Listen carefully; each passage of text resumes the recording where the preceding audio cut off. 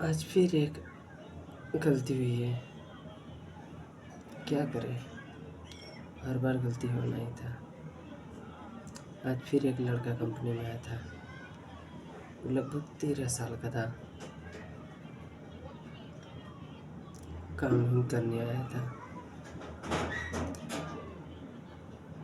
लेकिन काम जम नहीं पाया। वो बोला मेरे को महक रहा है। सरकार कंपनियों पर कितना बैन लगाई है।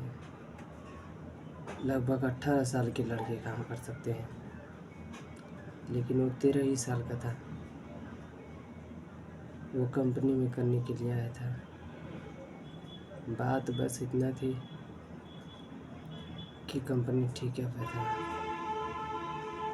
अब हमको ये नहीं समझ में आया कि कंपनी की तरफ से आदमी 18 वर्ष की उम्र में लगता है और ठेकेदारी की तरफ से आदमी कितना भी वर्ष का हो लग जाता है। ऐसा क्यों होता है? बात ये नहीं है। बात ये है कि ऐसा कैसे हो सकता है कि 13 साल का लड़का काम करने के लिए आ सकता है किसी कंपनी में। ये भी सोचना गलत है। मेरे ख्याल से उसके पापा की थोड़ा सैलरी कम है, इसलिए वो आया था काम करने के लिए। बिल्कुल 13 साल का था। ये सब कमियां बस वो लड़के में नहीं है, न उसके बाप में है। ये कमी बस हमारे देश में जो सरकार चला रहा है उसकी है। गरीब आदमी है ना, 9-10 हज़ार रुपये तनख्वाह पाते हैं। कहाँ से चलेगा घर? 9-10 हज़ार में तो नहीं चलेगा। बेटे को तो काम करना ही पड़ेगा, चाहे वो कितना भी हो। अब कंपनी की तरफ से तो कंपनी लेगी नहीं, तो ठेकेदारी में ही कहीं लगना पड़ेगा। ऐसे ही होता है। और हमें देखो, हम पूरा यूपी छोड़ के आ गए। अब हमको ये नहीं समझ में आया कि हम वहाँ से इतना दूर क्या करने आए। चलो, जो हुआ वो हुआ। अब देखना ये है कि कब तक समस्या टल जाती है।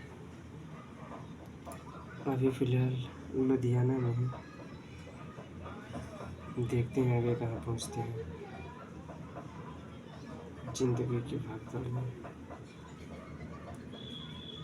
सरकार कैसे भी करके सभी आदमियों की कंपनी में जो है तनख्वाह बढ़ावा देती तो अच्छा होता, लेकिन ये सुनेगी कहाँ से?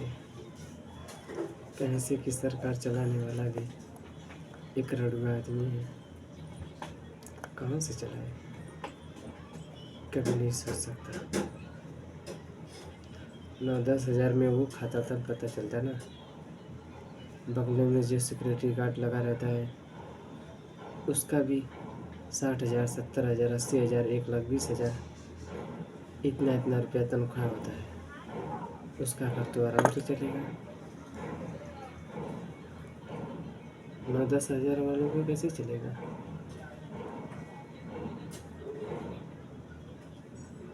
जो इस समय सरकार चला रहा है उसके पास ना ही बीवी है और ना ही बच्चा। वो क्या जानेगा कि बच्चा क्या होता है और बीवी क्या होती है। बस जीत गया। इसके बाद नियम पे नियम रेले जा रहा है। दिमाग नाम की कोई चीज़ें नहीं है, कुछ भी नहीं है।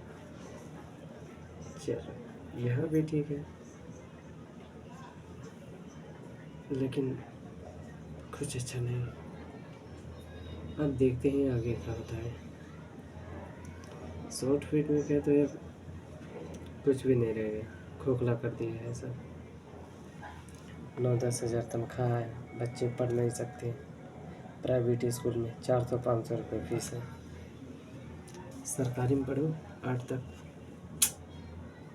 ये रही मार्कशीट 8 वाली, बहुत बढ़िया है।